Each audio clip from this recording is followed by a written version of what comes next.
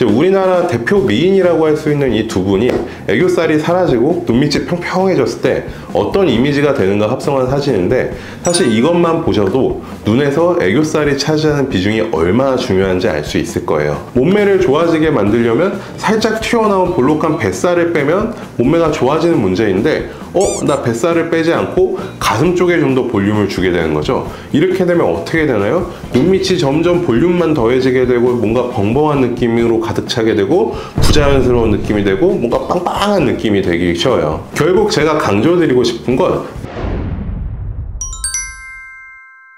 안녕하세요. 저는 성형외과 전문의 한마른 원장입니다. 자, 오늘은 이제 눈 밑에 굉장히 중요한 미적 포인트가 있거든요. 바로 애교살에 대해서 알아보는 시간을 가져볼 건데요. 애교살은 도대체 무엇인지, 혹은 왜 생기는지, 애교살이 없다면 어떤 식으로 애교살을 돋보이게 만들 수 있을지 알아보는 시간을 갖도록 하겠습니다. 저희 예전에 인터넷에 잠깐 화제가 되었던 사진이 있거든요. 김태희 씨와 이나영 씨의 이제 애교살 제거 버전 사진인데, 혹시 보신 분이 있을지도 모르겠습니다. 이제 우리나라 대표 미인이라고 할 수 있는 이 두 분이 애교살이 사라지고 눈밑이 평평해졌을 때 어떤 이미지가 되는가 합성한 사진인데, 사실 이것만 보셔도 눈에서 애교살이 차지하는 비중이 얼마나 중요한지 알 수 있을 거예요. 애교살은 보통 생겼을 때 매력 있게 보이고 예쁘고 나이가 어려 보이는 느낌을 준다라고 할 수가 있습니다. 이런 애교살은 이제 근육으로 만들어져 있는데요. 이제 눈 주변을 동그랗게 둘러싸고 있는 안윤근이라고 있는데, 우리가 이제 웃는 표정을 지으면 안윤근이 살짝 이렇게 수축을 하면서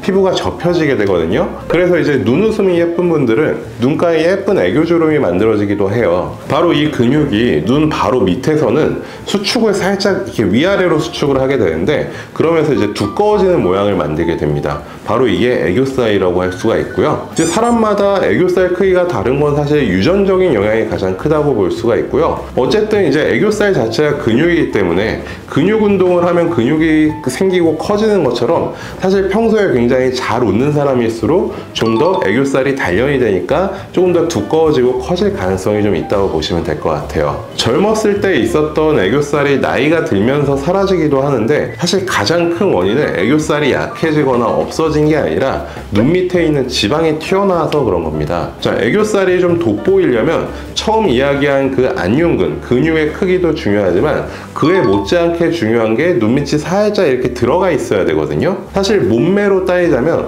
허리 라인이 이렇게 쏙 들어가 있어야 가슴이라든지 혹은 골반 자체가 좀 더 돋보이는 원리죠. 근데 이제 나이가 들게 되면 애교살 밑에 이제 눈밑 부분이 굉장히 약해지게 되거든요.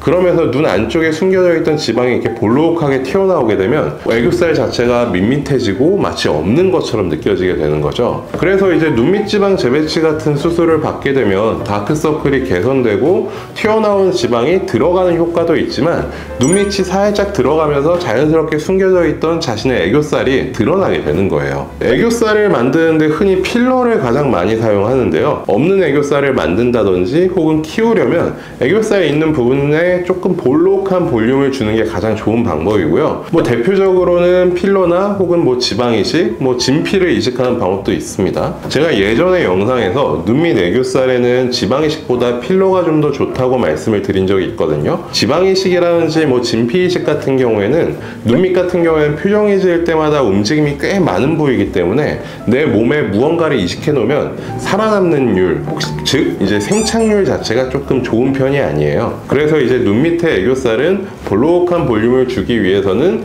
생착률 같은 것과 관계없는 필러가 가장 좀 합리적이고 간단하고 좋은 방법이라고 할 수가 있습니다. 하안검 수술을 할 정도로 노화가 진행되고 피부가 처져 있을 때는 아까 말씀드렸던 것처럼 눈 밑에 안윤근도 굉장히 약해져 있고 근육도 사실 피부가 늘어진 만큼 같이 늘어져 있는 상태가 되거든요. 우리가 하안검 수술을 하면서 여러 가지 안쪽에 이제 눈밑 지방이라든지 이런 것들을 처리하고 수프를 이렇게 끌어올리게 되면 마지막에 남는 부분이 이제 늘어진 피부를 조금 리프팅하고 제거하는 과정이 있는데요. 사실 이때 피부만 제거를 하기 때문에 피부와 같이 늘어진 근육은 조금 남게 돼요. 남는 근육을 재활용할 수가 있는데 원래 애교살이 있었던 곳에 살짝 겹쳐지게 만들어주는 수술 방법이 있어요.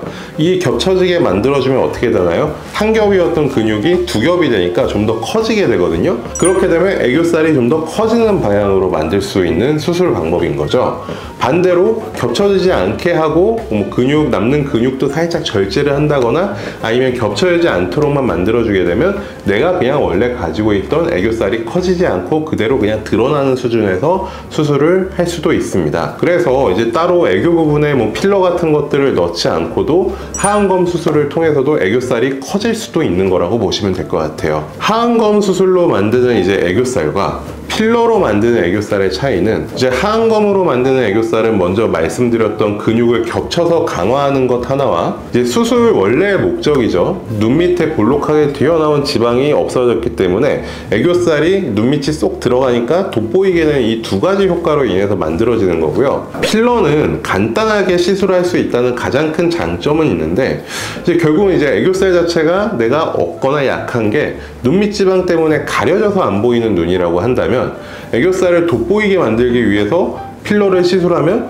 많은 볼륨을 줘야 되게 되는 거예요. 이제 몸매로 비교를 다시 해보게 되면, 몸매를 좋아지게 만들려면 살짝 튀어나온 볼록한 뱃살을 빼면 몸매가 좋아지는 문제인데, 나 뱃살을 빼지 않고 가슴 쪽에 좀 더 볼륨을 주게 되는 거죠. 이렇게 되면 어떻게 되나요? 눈밑이 점점 볼륨만 더해지게 되고 뭔가 벙벙한 느낌으로 가득 차게 되고 부자연스러운 느낌이 되고 뭔가 빵빵한 느낌이 되기 쉬워요. 결국 제가 강조드리고 싶은 건 눈밑 지방이 튀어나와 있냐의 여부에 따라서 애교 필러의 효과도 달라질 수 있다는 거죠. 눈밑 지방이 튀어나와 있어서 애교살이 가려진 경우라면 눈밑 지방 재배치라든지 혹은 이제 하안검 수술을 통해서 원래 내가 가지고 있었던 숨겨져 있던 애교살을 먼저 찾는 게 가장 중요하다고 보고요. 30대 이하 정도의 젊은 여성분들은 눈밑 지방이 튀어나온 경우가 그렇게 많지는 않기 때문에 애교살을 돋보이게 하고 싶다면 그냥 간단한 애교 필러 시술만으로도 충분히 효과를 얻는 경우가 많습니다. 자, 오늘은 애교살은 어떤 것인지, 필러로 만든 애교살과 하안검 수술이나 눈밑 지방 재배치로 만든 애교살은 어떤 차이가 있는지에 대해서 알아보았고요. 다음번에도 더 좋은 정보로 찾아뵙도록 하겠습니다. 혹시라도 더 궁금한 점이 있으시다면 댓글로 남겨주시면 제가 직접 답을 드리도록 하겠습니다. 지금까지 한바름 원장이었습니다. 고맙습니다.